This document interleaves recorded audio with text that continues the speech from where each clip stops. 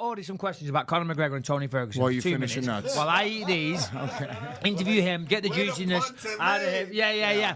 I'm going to do this. I'm going to eat these nuts, no homo. I'm going to drink this thing, and then I'm going to come back with a vengeance. Beautiful. Audie, over to you. Boom. Audie, actually, I wanted to ask you this because this is interesting. Audie is, obviously Michael Bisping's manager, but if you don't know this, also the manager to Conor McGregor, also the manager to Tony Ferguson. Both of them. Stephen Wonderboy Thompson. I mean, the list Stephen goes Wonderboy on. Thompson. Lorenz Larkin. But Audie, this who is else? pretty fucking incredible. I mean, Chris fucking Weidman. You're managing two guys that are Who cares about probably Chris Weidman? that are going to probably fight at one point. Does that You're happen? going to eat your nuts. Actually, the sport obviously is one where they're going to compete. If we have clients in the same weight class, and they're the top of the division, they're going to meet. It was going to happen with Weidman and Bisping first. Yeah. I think that was the first client collision course, if you will, that was going to happen for us. So Hold on. But realistically, though, Audie, remember, I was with you a long time before Weidman, and you came to me and said, "Do you mind if I sign Weidman?" I said, "No, I don't give a fuck. Sign Weidman." Couldn't. So you but kinda if that was to happen, Weidman can go fuck himself. In fact, But you kind of signed Weidman in a weird way. Say again? You kind of signed Weidman in a weird way. Yeah. In fact, he was very classy about it. I go to all my clients about it because you have to be respectful, especially to the guys that have been with you first, right? Yeah. But with Tony and Conor, it's inevitable, right? You have the lightweight champ and you have the interim lightweight champ. So that's a fight that's naturally going to happen. It's not going to be fun I've been saying this, on a human level, not comfortable, right? Yeah. It's good for business. Everybody says you should be happy, but at the end of the day, I mean, for your bank account, it has to fucking rule. At the end of the day, though, they're both. I wish that we had a video on his face right now. He can't even hide the smile. And I try to remind them that at the end of the day, they both do this for the same reason. They both have families. They may talk shit, get fired up, compete, tempers flaring, but at the end of the day, they're professional athletes. They're both doing it for the same reason. So, Audie, let me ask you this. So, and of course, if you don't want to answer the question, you are entitled to not answer the question, of course. In recent weeks, Dana has said, the fight that makes sense. The fight that makes sense is Tony Ferguson and Conor McGregor. That is the fight that makes sense, but that doesn't mean it's the fight that's going to happen.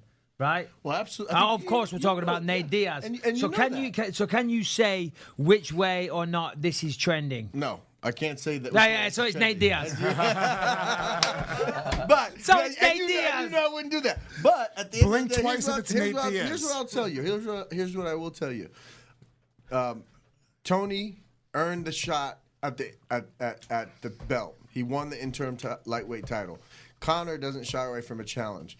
The Nate fight does make sense, obviously, because of the trilogy. No. They never fought at 155. The Tony fight makes sense, is what they're saying. Well, but they both make sense, right? In their own respective way. However, I do believe that, obviously, when both guys go at it, it will, in my opinion, validate the belt system. It will validate, what a championship belt's all about, and that's the fact. So I do agree with you on that. Yeah. No. So.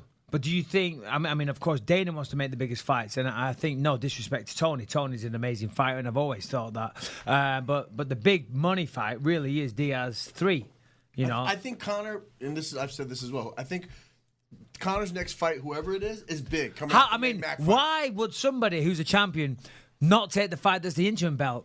Because shame on them. Yeah, wait, hold on. I just realized shame on them that there's not a taking pattern. the fight against the interim champion for a money fight. There's a especially one pattern. that's from a lighter weight class that's been retired for 4 years. This is not my Michael Bisping problem. How dare that motherfucker? This is not a Michael Bisping problem. Right. This is not a Conor McGregor problem. This is an Audiatar problem. It seems the common denominator is that Audiatar's clients. Hey! Don't say that to Dana White. He's already on the Christmas card list. What the fuck is going on behind the scenes? That Audiatar, he throws the rule book out the window. He doesn't play by the rules. The reality of it is it's the natural UFC MMA market system moving in its weird way. Yeah. He would have fought Whitaker.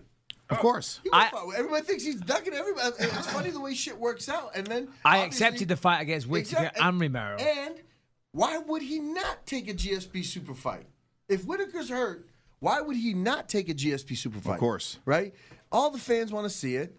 It makes sense in terms of bringing a legend against a legend while the interim champ is healing. Plain and simple. There's no other clear contender in line right now.